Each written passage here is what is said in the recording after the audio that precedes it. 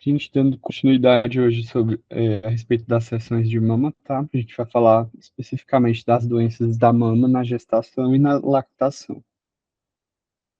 Os objetivos da aula basicamente são compreender as alterações fisiológicas da mama que ocorrem durante a gravidez e também durante a lactação e suas implicações diretas nas diferentes modalidades de imagem. Outro objetivo importante também é analisar criticamente as modalidades de imagem que a gente tem disponíveis, principalmente de acordo com as recomendações baseadas em evidências, para as pacientes grávidas e também para as lactantes, tá? A gente tem o CBR e o ACR aqui como fonte para essa aula, eu utilizei o ACR. Então, durante a aula vocês vão ver, inclusive, aqui muitas vezes a tomossíntese como uma dessas opções, mas a gente também tem que trazer para um pouco para a nossa realidade, tá certo? Porque também faz parte da nossa interpretação enquanto médicos e futuros radiologistas, no caso, né? Outro ponto é discutir em profundidade as características de imagem das entidades, tanto benignas como malignas, específicas, né, desse período de gestação e lactação. A gente vai utilizar aqui alguns casos ilustrativos e correlacionar alguns achados histopatológicos. Outro aspecto também é avaliar a abordagem diagnóstica e terapêutica, incluindo a seleção de procedimentos invasivos guiados por imagem, se for o caso, com base nas peculiaridades fisiológicas e patológicas também, a depender, inclusive, do grupo de risco da paciente, outros comemorativos, tá certo? Então, basicamente, a imagem mamária em pacientes grávidas e lactantes, ela exige um conhecimento técnico um pouco mais apurado das modalidades de imagem de forma geral, e uma compreensão profunda das alterações fisiológicas que ocorrem durante a gestação e a lactação. Por isso que é importante a gente sempre tentar buscar ver uma mama normal durante o período de puerpério ou durante a gestação propriamente dita e comparar com uma mama normal fora desse período, certo? As mudanças hormonais também, elas têm uma interferência significativa nessas alterações do tecido mamário. Isso pode dificultar alguns diagnósticos mais precisos, mas também pode introduzir alguns outros desafios significativos. É importante também ressaltar que pode haver uma hipersensibilidade mamária, que a paciente pode referir durante o exame físico para o médico que está fazendo pré-natal, até mesmo o médico que, que a acompanha de alguma forma, seja mastologista, enfim. E geralmente essa hipersensibilidade mamária durante a gestação, ela tende a diminuir até a 10ª semana de gestação. A magnitude do aumento mamário se deve tanto ao número de lobos mamários, como à idade e também à paridade da paciente. Devido a algumas alterações hormonais observadas nesse período, as lesões palpáveis elas são um achado comum na prática, tanto na prática clínica como na prática radiológica. E algumas particularidades na investigação dessas lesões podem auxiliar na acurácia diagnóstica, indicando uma conduta mais adequada. Aqui a gente tem duas imagens de mamografia em que a gente vê a aparência mamográfica normal de mamas em uma mulher lactante de 33 anos. Basicamente, essa paciente apresentou uma queixa palpável na mama esquerda, e nas mamografias bilaterais crânio-caudais que a gente vê aqui na imagem A e nas mediolateral oblíquas na imagem B, a gente vê um aumento simétrico da densidade parenquimatosa, categorizada como D, em termos de composição mamária, ou seja, extremamente densa, mas nenhuma anormalidade mamográfica subjacente foi identificada. A área palpável de preocupação correspondeu ao tecido mamário normal nas imagens de ultrassonografia. O artigo não disponibilizou a ultrassonografia para a gente poder ver, mas basicamente esse foi o descritor, tá certo? Dessa imagem. Aqui a gente tem duas imagens de ultrassonografia, de aparência normal, tá certo? Das mamas durante a gravidez e lactação. Aqui são duas pacientes distintas. Na imagem A, a gente vê uma imagem de ultrassom de uma paciente grávida, com 15 semanas de gestação, e mostra um tecido fibroglandular difusamente hipoecóico e heterogêneo, como a gente pode ver aqui, certo?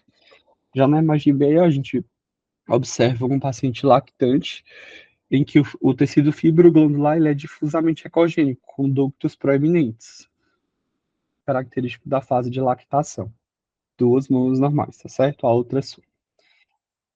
Em relação ao contexto epidemiológico e à relevância clínica dessa aula, né?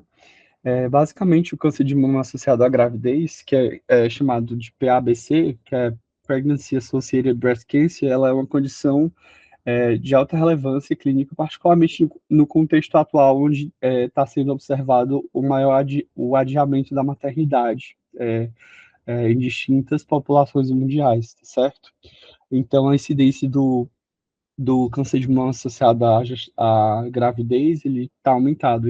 Estima-se que um em cada 3.000, estimada, perdão, entre um em cada 3.000 a um em cada 10.000 gestações, certo? Esse câncer pode se apresentar.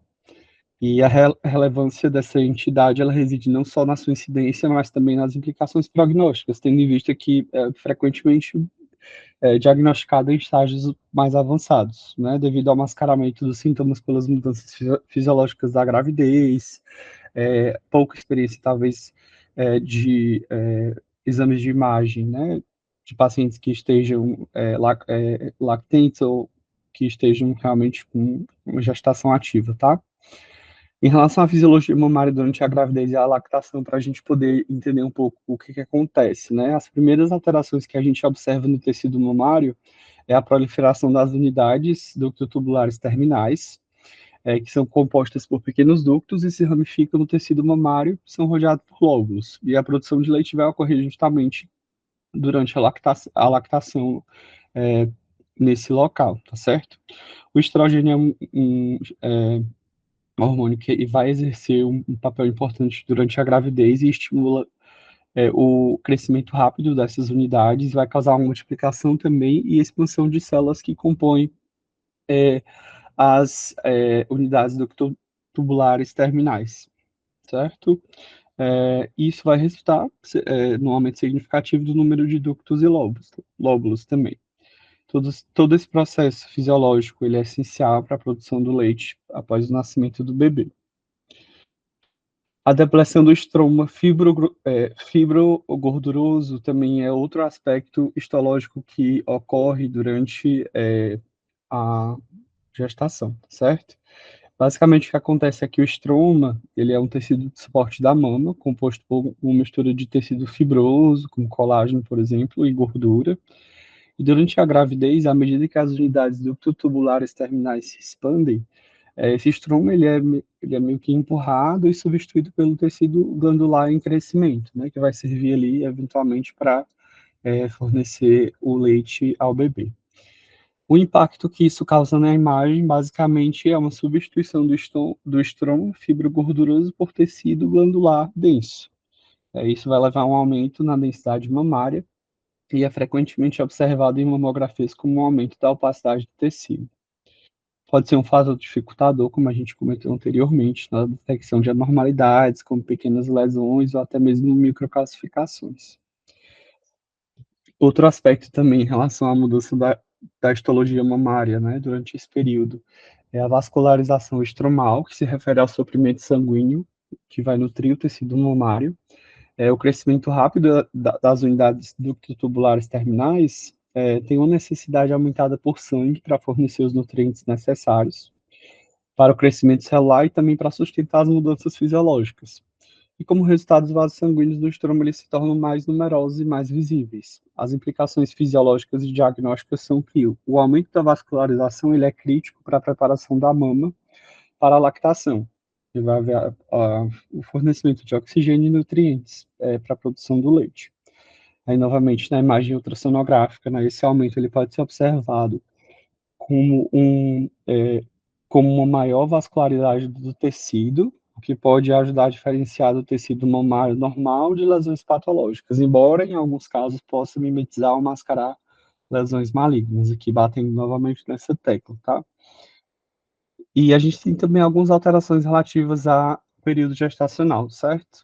Algumas alterações que a gente observa, por exemplo, no segundo e no terceiro trimestre, é que a progesterona ela tem um papel crucial durante a gestação e ela vai desempenhar um papel central na preparação das mamas para a lactação.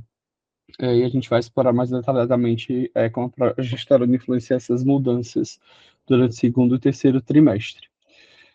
Basicamente, em relação aos lóbulos mamários, né? Os lóbulos mamários, eles são unidades funcionais da mama, que são compostos por alvéolos, ou seja, pequenos sacos onde o leite ele é produzido. Durante a gravidez, o número e o tamanho desses lóbulos aumentam de forma significativa para preparar a mama para a produção de leite. E a progesterona, principalmente ali durante o segundo e o terceiro trimestre, promove o crescimento contínuo desses lóbulos. O crescimento ele envolve tanto a multiplicação das células que compõem os lóbulos, quanto o aumento do número de alvéolos dentro de cada lóbulo, propriamente dito. O aumento do número e da complexidade dos lóbulos é essencial para garantir que a mama tenha capacidade suficiente para produzir e armazenar leite após o nascimento do bebê. Aqui, para a gente diferenciar das células epiteliais luminais, certo? As células epiteliais luminais são células que revestem os alvéolos dentro dos lóbulos e são responsáveis pela produção e secreção de leite. Em relação ao efeito da progesterona, a gente observa que, sob a influência da progesterona, as células epiteliais luminais, perdão, sofrem um processo de diferenciação, tornando-se células especializadas, chamadas de células secretoras de colostro, que é o primeiro fluido produzido pelas mamas, rico em anticorpos e nutrientes essenciais para o recém-nascido. A importância do colostro, como todos nós sabemos, né, embora o leite completo ele só seja produzido após o nascimento, o colostro ele é vital nos primeiros dias de vida e fornece uma alta concentração de imunoglobulinas e outros fatores de proteção imunológica que ajudam a proteger o recém-nascido. Em relação à preparação para a lactação, o que acontece, né, inicialmente, é a inibição da produção completa de leite. Então, durante a gravidez, apesar do crescimento dos lóbulos e da diferenciação das células epiteliais, a progesterona em altos níveis, ela vai inibir a produção completa de leite, e isso é importante para que haja a impossibilidade da produção excessiva de leite antes do parto, né, que seria o período correto para que isso acontecesse. E durante a transição pós-parto, ou seja, após o nascimento do bebê, os níveis de progesterona eles caem drasticamente. Isso remove a inibição da produção do leite. Com a queda da progesterona, a prolactina, né, que é outro hormônio que a gente conhece aí muito bem, pode então promover a produção ativa de leite nas células epiteliais luminais, que foram diferenciadas durante a gravidez. Esse processo ele marca a transição do colostro para o leite materno completo e vai ser adequado para sustentar o crescimento e o desenvolvimento do bebê aí, idealmente, pelo menos pelos primeiros 6 meses, tá certo? Em relação aos métodos de imagem, né? A mamografia e a tomossíntese digital, como eu havia comentado, né? A tomossíntese ela acaba sendo um dos métodos que o artigo que eu utilizei ele cita aqui, mas focando também bastante aqui na mamografia, né? A mamografia continua sendo uma ferramenta crucial na avaliação do câncer de mama em mulheres grávidas e lactantes, apesar de algumas limitações impostas pela alta densidade mamária, né, nesse período, como a gente havia comentado anteriormente. Em relação à dosimetria e à segurança, né, muitas vezes as pacientes não querem fazer a mamografia por conta da radiação, por ser um exame de raio-x, mas é importante ressaltar também que a exposição do feto à radiação durante a mamografia ela é muito pequena, tá bom? Algumas alterações fisiológicas observadas durante esses exames, né? As mamas, durante a gravidez e a lactação, elas apresentam um aumento difuso da densidade e do tamanho, geralmente de forma bilateral, simétrica, a menos que haja uma história de radiação unilateral ou uma amamentação unilateral exclusiva. Então, naquele questionário, isso pode ser algo relevante, tá certo? Na hora que a gente for avaliar os exames. A melhoria da sensibilidade. Então, para que haja uma melhoria da sensibilidade, recomenda-se que a paciente ela amamente ou bombeie o leite 30 minutos antes do exame, caso ela caso ela vá fazer uma mamografia, para reduzir a densidade mamária e também aumentar o conforto da paciente durante o exame. Em relação à tomossíntese, ela pode fornecer uma sensibilidade adicional ao superar o efeito do mascaramento causado pelo tecido mamário denso, tá certo? Em relação à ultrassonografia, que é outro método muito acessível aqui para nós, é, basicamente é a modalidade de imagem inicial ideal para avaliação de sintomas mamários em mulheres grávidas e lactantes, pela sua alta sensibilidade e também a ausência de radiação ionizante, né? Apesar de ser pequena, como eu havia comentado anteriormente, a radiação ionizante ainda é algo que preocupa as mães, tá bom? Em relação à eficiência diagnóstica, perdão, a ultrassom ela é altamente sensível, com estudos mostrando uma sensibilidade de quase 100% para a detecção do câncer de mama associado à gestação.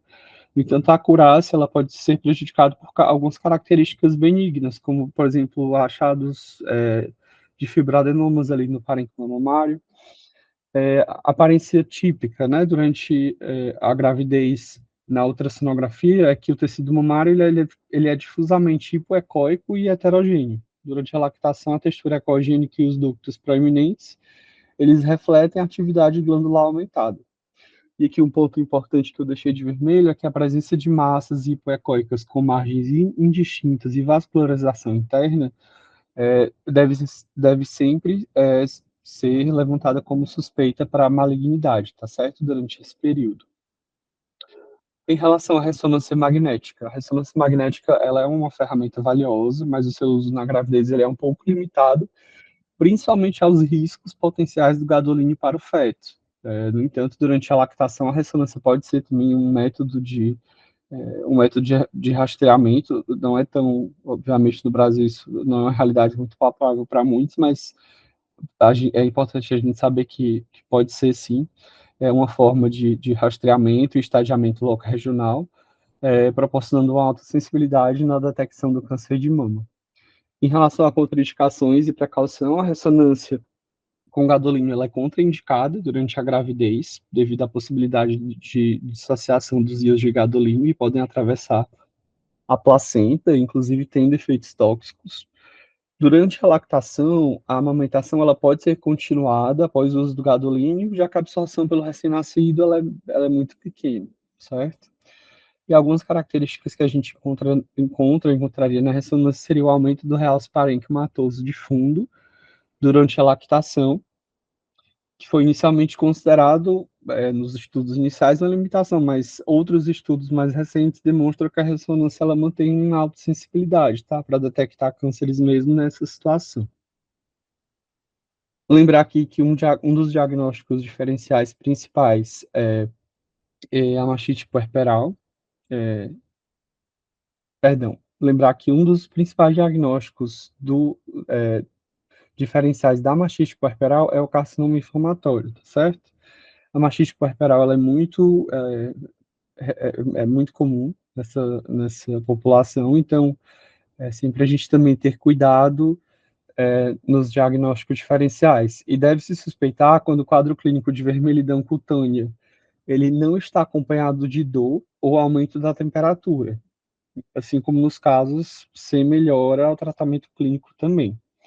Exames de imagem como mamografia, ultrassonografia, eles podem contribuir relativamente pouco para essa diferenciação, mas observa-se um espessamento cutâneo importante, nesse específico. Muitas vezes os achados secundários, como o linfonodomegaliaxa, por exemplo, né, patológica, podem auxiliar no diagnóstico dessa entidade, né, que é o carcinoma inflamatório. E na ressonância magnética, a diferenciação também ela é um pouco difícil, sendo possível nos casos em que foram observadas áreas de realce no interior da pele espessada, assim como características suspeitas no interior do parênquima, mas é comum o diagnóstico definitivo ser realizado apenas através da biópsia da pele acometida.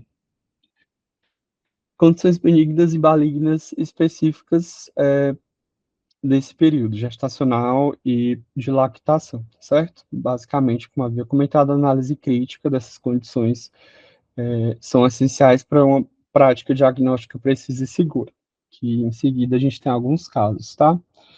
A gente tem aqui duas imagens em que a gente observa uma lactante de 47 anos com calcificações detectadas em rastreamento na mama direita, certo? Aqui as calcificações. Em A gente vê películas de mamografia ampliadas crânio-caudalmente à esquerda e médio-lateralmente oblíquas à direita, em que a gente observa essas calcificações amorfas. Está um pouquinho difícil de ver, tá? Mas são calcificações amorfas agrupadas na posição das 7 horas. Aqui a gente observa o mesmo caso, tá? A imagem de ultrassom da mesma paciente aqui em B. A imagem de ultrassom da mama direita, ela mostra as calcificações correspondentes com focos ecogênicos e pontiformes, representados aqui pelas setas, certo? E as calcificações foram caracterizadas como BIRADS 4B. Como a paciente ela estava lactante e havia uma preocupação de formação de uma fístula de leite na biópsia guiada por esterotaxia, foi realizada uma biópsia guiada por ultrassom das calcificações suspeitas na mama direita. A radiografia do espécime dos fragmentos, né, que a gente vê aqui na imagem C, aqui, certo? Mostra essas calcificações e o exame patológico mostrou o tecido mamário benigno com alterações lactacinais associadas a calcificações. Então, não tem malignidade aqui nesse todo esse apurado, né? Tanto de imagem como histopatológico. Em relação a condições benignas, né? A galactocele é uma dessas maiores entidades em que a gente considera as condições benignas desse período da vida gestacional ou puerperal.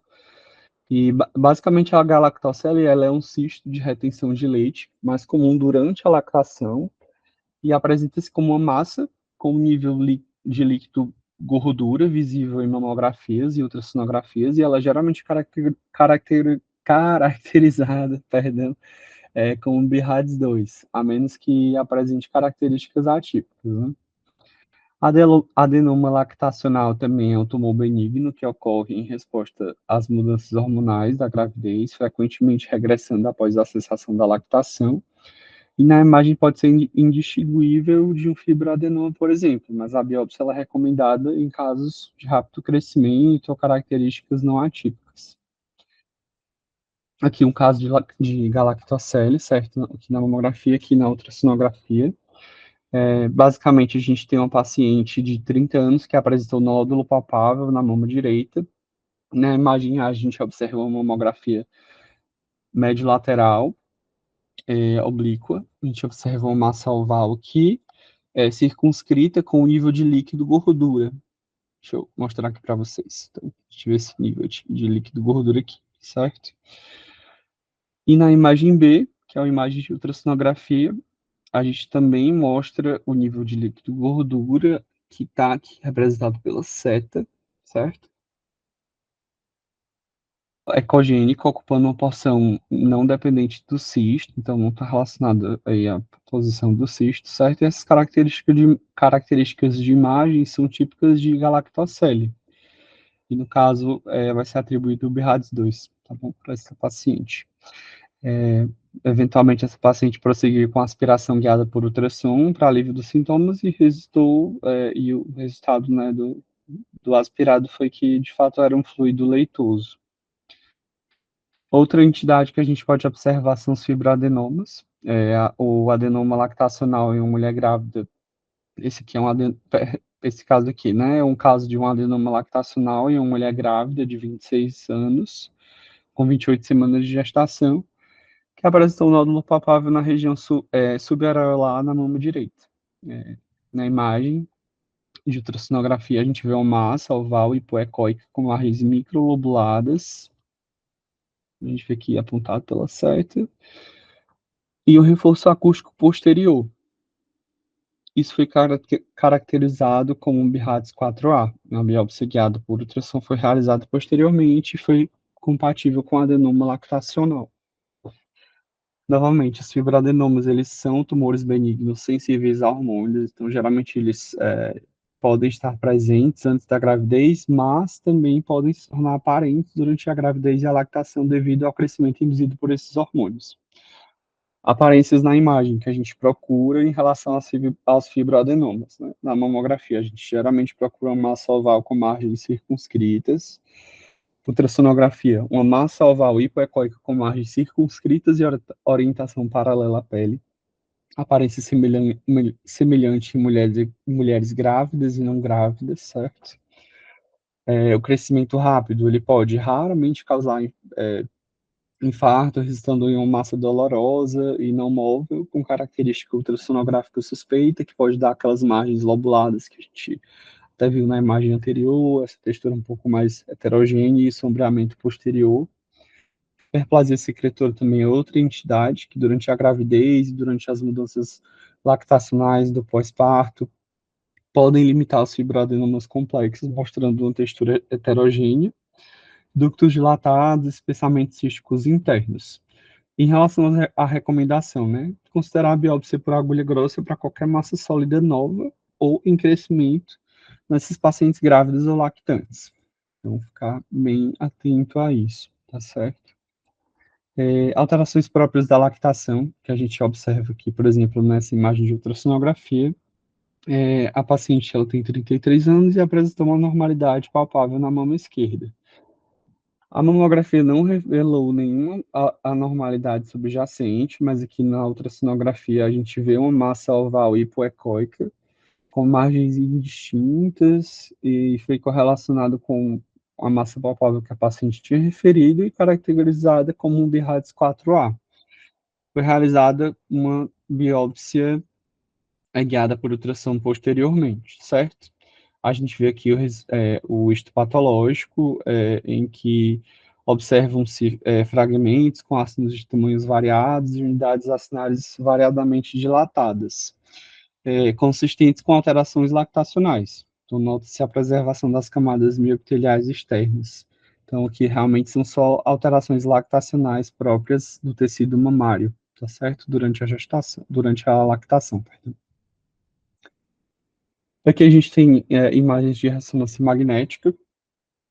Essas imagens são imagens da aparência normal da ressonância magnética das mamas em uma mulher lactante de 36 anos, com alto risco e histórico familiar de câncer de mama. Imagem A, a gente observa uma ressonância magnética axial, numa projeção de intensidade máxima, onde mostra-se um realce parenquimatoso de fundo, bilateral acentuado, e um aumento da vascularidade. E na imagem B, a gente observa uma imagem de ressonância magnética também, em corte axial, ponderada entre 2, com saturação de gordura, mostrando o aumento difuso da intensidade do sinal. Aqui outras imagens de ressonância magnética. Na C, a gente observa uma imagem axial de ressonância magnética com saturação de gordura e contraste na fase inicial, mostrando o aumento na quantidade de tecido fibroglandular, tá certo? E na imagem D, também de ressonância magnética, a gente vê em projeção de intensidade máxima adquirida na paciente antes da gravidez e lactação, apenas um leve realce parenquimatoso de fundo, certo? Aqui a gente tem o screening do ACR, certo? Que eu peguei do artigo, então a gente vê o estado da paciente inicialmente, né? Se trata-se de uma paciente que é uma paciente que está gestante ou lactante, e paciente que tem aquele risco médio, né? De mais ou igual a 40 anos, a mamografia com tomossíntese ela pode ser recomendada. Ressonância magnética não é recomendada por conta do feto aqui. Ultrassonografia pode ser considerada como um método também de rastreamento, certo? Paciente lactante, a mamografia com tomossíntese ela é recomendada para esses pacientes com risco médio, de 40 anos ou mais. Ressonância e ultrassom podem ser considerados como rastreamento suplementar em mulheres com mamas densas. E aqui a gente tem, nessa outra coluna, os pacientes de alto risco, tá? Que eles consideram que com 30 anos ou mais. Mamografia com tomossíntese aqui nas pacientes gestantes é recomendada. Ressonância, novamente, não é recomendada pela presença do feto. Ultrassom pode ser considerada. Na paciente lactente que tem alto risco, a mamografia com tomossíntese ela é recomendada, a ressonância também, e a ultrassom pode ser um método também considerado, tá? Aqui a gente tem um algoritmo do ACR, em que eu vou passar depois para vocês, para também não ficar muito maçante, tá certo? Mas basicamente para a gente poder se guiar aqui de como seguir, né? O fluxograma de segmento desses pacientes que tem algum tipo de alguma nova condição clínica que cause transtorno, incômodo, algo nesse sentido, a gente vai separar aqui se a paciente está grávida ou lactante, tá bom? Em relação a abscessos e mastites, né, a gente pode, perdão, os abscessos e mastites, eles podem ser formados a partir de mastite aguda ou crônica, galactoceles, como a gente havia comentado, infecção local das glândulas de Montgomery ou também por extensão direta da pleura ou da parede torácica. Clinicamente, a maioria dos abscessos são palpáveis e associados a sinais inflamatórios locais, então dor, edema, hiperemia, com pontos de flutuação. O diagnóstico ele é basicamente clínico, não sendo muitas vezes necessária a utilização de exames de imagem na fase aguda. A gente até viu em slides anteriores que às vezes o exame de imagem, propriamente dito, ele nem vai mudar muita coisa e também não vai mudar a conduta, tá? A ultrassonografia ela pode ser utilizada para identificar o número de cavidades, como o grau também de liquefação, a presença ou não de fístulas, e pode também ser utilizado para orientar a drenagem percutânea caso seja necessária, tá certo? Assim como a resposta terapêutica desses abscessos, né, que vão ser tratados com antibióticos. A mastite puerperal, essa aqui é uma imagem de mastite puerperal na ultrassonografia para a gente ficar um pouco familiarizado, tá certo? Então, basicamente, a gente tem um paciente de 28 anos que apresentou eritema cutâneo e dor após interromper a amamentação 3 semanas antes. A imagem de ultrassom ela mostra o espessamento da pele aqui que a gente observa, e um edema subcutâneo sem coleção líquida discreta. Dada a apresentação clínica, essa paciente ela tem características compatíveis com mastite e foi atribuída uma categoria BIRAD 2. O paciente melhorou com o tratamento de antibiótico e foi acompanhada clinicamente até a resolução do quadro clínico. Voltando aqui um pouco, né, ao câncer de mama associado à gravidez, que é o PABC, ele representa uma categoria de alto risco e seu diagnóstico ele é frequentemente retardado devido àquelas alterações fisiológicas que a gente tinha comentado anteriormente no início da aula, que mascaram a presença da malignidade. E a gente tem alguns subtipos, né, o PRBC, que é diagnosticado durante a gravidez, ele geralmente representa 4% dos cânceres de mama em mulheres com menos de 45 anos e tem um prognóstico semelhante ao de mulheres não grávidas da mesma idade e estadiamento. A gente também tem o câncer diagnosticado no período pós-parto, que ele corresponde a 30, ele tem ali uma correspondência de 35 a 55% dos casos, e ele está associado a um pior prognóstico, inclusive com maior risco de metástases e possivelmente devido a mecanismos biológicos relacionados à involução do pós-parto e as alterações hormonais também, tá certo? Nessas imagens a gente vê um tecido na imagem A, a gente vê um tecido mamário acessório, certo? Que foi um achado incidental em uma mulher lactante de 36 anos com alto risco histórico familiar de câncer de mama, de ressonância magnética ponderada em T1, em que a gente observa de fato que essa massa com realce de margens irregulares na cauda axilar, na cadeia axilar, certo? E a avaliação cinética do realce do contraste mostrou uma fase inicial rápida e uma fase tardia de washout, que não está mostrado aqui na imagem. Em B, a gente tem mamografias bilaterais, mediolaterais oblíquas, que mostram essa massa irregular, um pouquinho difícil de ver aqui, tá? Mas é uma massa irregular na região axilar direita. E em C, a gente observa uma imagem de ultrassonografia direcionada à axila, ou seja, justamente, né, direcionada a essa lesão aqui de interesse, que mostra essa massa heterogênea, irregular, com margens indistintas e que foi categorizada como BIRADS 4A. A biópsia guiada por ultrassom da massa confirmou, de fato, tecido mamário benigno com alteração lactacional. Então, às vezes, a gente, apesar dos achados de imagem assustarem, a gente, quando recebe o resultado da biópsia, ainda bem, né, pode se deparar com achados também benignos, certo? Então, essas alterações de parênquima mamário ocorrem com frequência, tá certo? Durante esse período. Aqui, a gente tem um câncer de mama associado à gravidez, no caso é um paciente que estava grávida, paciente de 36 anos, com 13 semanas de gestação, que apresentou um nódulo na mão esquerda. Na imagem A gente observa uma ultrassonografia da área palpável que a paciente referiu, em que a gente observa uma imagem irregular hipoecóica com margens angulares aqui. Em B, a gente observa uma imagem de ultrassonografia da axila, mostrando o linfonodo morfologicamente anormal, não tem aquele gorduroso, tem um espessamento cortical também. E em C, a gente observa a mamografia da mama esquerda, com essa irregularidade de margens indistintas, calcificações pleomórficas finas, associadas às outras imagens que a gente viu no ultrassom, tá? Então, foi feita aqui uma correlação entre os métodos. O nódulo mamário foi categorizado como BIRAD5, e os resultados da biópsia guiados por ultrassom confirmaram o diagnóstico de carcinoma ductal invasivo grau 3, certo? Receptor de estrogênio positivo, receptor de progesterona, HER2 negativo. E o linfonodo, que também foi visualizado, foi biopsiado e também estava cometido. Portanto, de fato, era um carcinoma metastático, tá certo?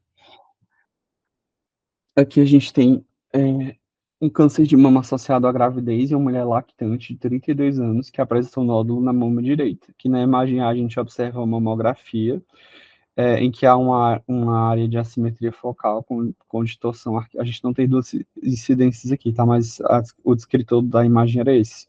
Mas basicamente é uma mamografia com assimetria focal, com distorção arquitetural associada a classificações amorfas. Está um pouco difícil de ver, mas a gente consegue ver aqui um pouquinho, tá certo? Na imagem B, a gente tem um. Perdão, isso aqui é uma imagem de ressonância magnética, mas a gente observa que essa imagem de realce aqui na mama e foi categorizada como BIRAD5 e a biópsia, ela confirmou, biópsia guiada por ultrassom, confirmou um carcinoma ductal invasivo grau 3. Receptor estrogênio positivo, progesterona positivo e HER2 positivo. Aqui outro caso de câncer de mama associado à gravidez, uma mulher de 31 anos, que apresentou nódulo na mama esquerda. As mamografias crânio-caudal, né? A gente tem aqui na imagem A e a médio lateral oblíqua na imagem B, uma massa irregular na mama esquerda, com margens indistintas, correspondente ao marcador triangular que está sobreposto aqui na imagem A, certo? Na imagem C, a gente vê uma outra sonografia da mesma lesão, com essa massa irregular hipoecóica, correspondente a essa imagem com margens angulares, e foi dado um BIRADS 4C para esse paciente. Os resultados da biópsia revelaram carcinoma ductal invasivo grau 3. A paciente descobriu posteriormente que estava grávida e decidiu interromper a gravidez. Algumas implicações aqui diagnósticas, né? Em relação à ultrassonografia e à mamografia propriamente ditas, as lesões relacionadas ao câncer de mama da gestação se apresentam como massas sólidas, às vezes com componentes císticos e com realce maior do que o tecido parenquimatoso de fundo da ressonância, né? Se for o caso também de correlacionar esse outro exame. E a identificação e o tratamento precoce são cruciais, com abordagem cirúrgica, quimioterapia, similares também ao tratamento de cânceres não associados à gravidez, certo? Alguns procedimentos de radiointervenção que podem ser utilizados para ajudar a diagnosticar ou excluir essas neoplasias. A biópsia por agulha grossa, ela é o padrão ouro para diagnóstico tecidual em pacientes grávidas e lactantes, oferece uma abordagem segura para obtenção de amostras sem interrupção da lactação. Algumas considerações técnicas, né, em relação à minimização de riscos. Para reduzir os riscos de fístulas de leite, recomenda-se o uso de agulhas de calibre um pouco menor e também de menos passes, tá certo, da agulha. Compressas frias e curativos compressivos também após o procedimento podem ajudar a mitigar o risco de complicações. E a localização pré-operatória, também guiada por imagem com colocação de clipes, são críticos para o planejamento cirúrgico e devem ser adaptados para as peculiaridades anatômicas e patológicas da paciente, certo? Basicamente é isso, e como mensagens finais, né, a mamografia ela não é contraindicada durante a gravidez, porque a dose de radiação para o feto ela é de fato desprezível. Durante a gestação, a avaliação de novos sintomas mamários deve começar com a ultrassonografia para pacientes de todas as idades. A aparência patognomônica de imagem de galactocele, ela é uma massa redonda ou oval, circunscrita com o nível líquido de gordura. Então, isso é uma informação importante também para a gente. A biópsia guiada por agulha grossa deve ser considerada para qualquer massa sólida nova ou em crescimento em uma paciente grávida ou lactante. E os tumores em pacientes com câncer de mama associados à gravidez são tipicamente maiores, com taxas mais altas de comprometimento nodal axilar do que mulheres não grávidas com câncer de mama da mesma idade. Então, basicamente, a imagem mamária durante a gravidez e lactação, ela exige uma compreensão profunda das alterações fisiológicas e das implicações diagnósticas associadas a elas, e o conhecimento detalhado dos aspectos técnicos, clínicos, das modalidades de imagem são essenciais para a detecção precoce e precisa do câncer de mama associados à gravidez, bem como o manejo adequado das condições benignas mais comuns durante esse período, que vai ser o que mais vai aparecer, provavelmente, nos consultórios, tá certo? E a integração das diretrizes baseadas em evidências e a personalização da abordagem, obviamente, são fundamentais para otimizar os resultados para as pacientes. E basicamente é isso.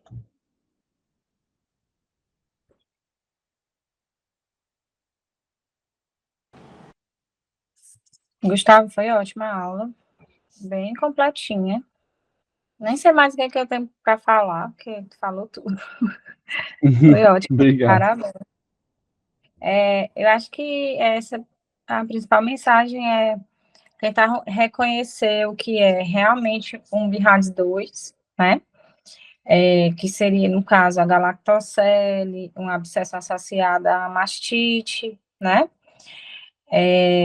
Às vezes aparecem cistozinhos, coisa discreta, e, e entender que qualquer alteração que for sólida, né, tiver um aspecto sólido no ultrassom, precisa ser biopsiado, né? Então, dificilmente você vai dar um BIRADS 3, né? Foi o que o ACR quis não, sugere é isso, que você não vai dar um BIRADS 3 numa condição dessa, né? Você vai investigar para poder depois fazer o acompanhamento, né? E alguns nódulos, mesmo benignos, eles têm um crescimento rápido, né? Porque tem essa questão, né, do estímulo hormonal e tudo, da sensibilidade hormonal. E aí eles não vão, eles vão entrar num diagnóstico de BIRADS 4 mesmo, né?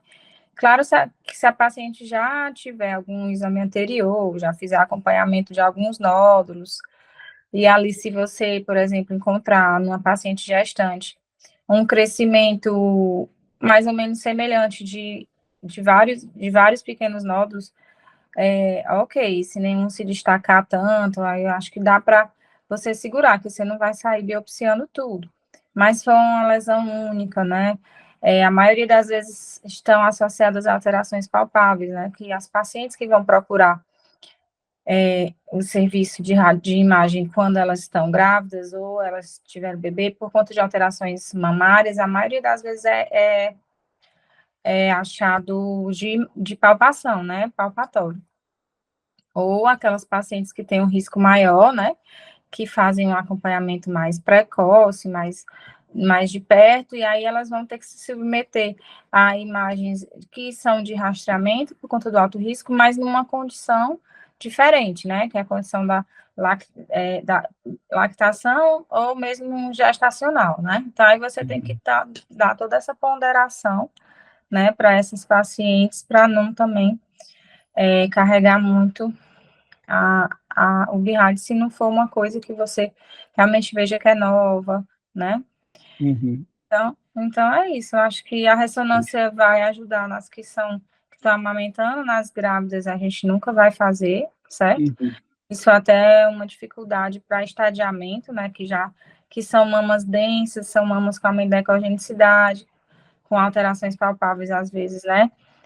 clínicas mesmo, e até para o médico que está estadiando é difícil, mas aí no caso a mamografia vai ajudar, né? Se você vai perceber se vai ter micro, se não vai ter micro, isso aí vai te ajudar também. E na lactação não é contraindicado fazer ressonância, é tranquilo. Hoje em dia não tem mais a recomendação de passar um tempo sem amamentar, porque a dose do gadolino é muito pouca, mas que vai para o bebê, mas ainda assim as pacientes têm medo, e aí a gente fala, não, então você pode desmamar um pouco e dar na próxima mamada, assim, coisas mais para Sutis, né? poder acalmar a Tranquilo. paciente, assim, mas não tem, nos estudos já mostraram que é seguro, né? E aí eu acho que é isso, eu acho que foi bem explicativo, e eu queria ver se algum dos residentes tem alguma pergunta. O Felipe está aí, ó, agora que eu vi que ele está aí, se ele quer fazer algum comentário da vivência dele aí com esses pacientes, e acrescentar alguma coisa. Tudo bem, Deise. Acabei Oi. pegando mais no finalzinho da reunião. Foi, eu vi Tudo agora. bom? Não, De... mas assim, realmente é como você falou, né? Realmente essas pacientes são casos muito desafiadores, né? Você falando de gestantes e que historicamente, né, tem realmente isso aí como você falou, né? A história de crescimento, né? Às vezes mudança de morfologia do nódulo por causa das alterações hormonais da gravidez. Isso acaba dificultando muitas vezes as nossas decisões, né, do que fazer. Biopsia, não biopsia, leva para ver o que vai fazer, programa, né, acompanha, né, esses pacientes com câncer de mama também na gravidez, em relação a rastreamento também já complica um pouco, por causa da ressonância, né. Então assim, realmente é desafiador no dia a dia. Acabo que decidindo muitas vezes por biopsiar, É, muitas vezes não tem o que fazer, né? Principalmente com relato de crescimento ou um nódulo novo. acaba Não tem muita. Pois é, a gente acaba decidindo por priorizar o excesso de zelo, né? Dessas pacientes, né? Então, acho que é o que eu vejo mais no nosso dia a dia. É Em mais. relação à biópsia, tu faz com a agulha 14 mesmo ou faz com a de 18? Eu faço com a 14 mesmo. Ah, eu também faço Apesar. com a 14 de rotina mesmo. Às Eu vezes tem nunca o tive quê? caso de fístula, nunca tive nenhum caso, pelo menos que eu sou de fístula. É, já biopsiei uma que veio um triplo negativo já.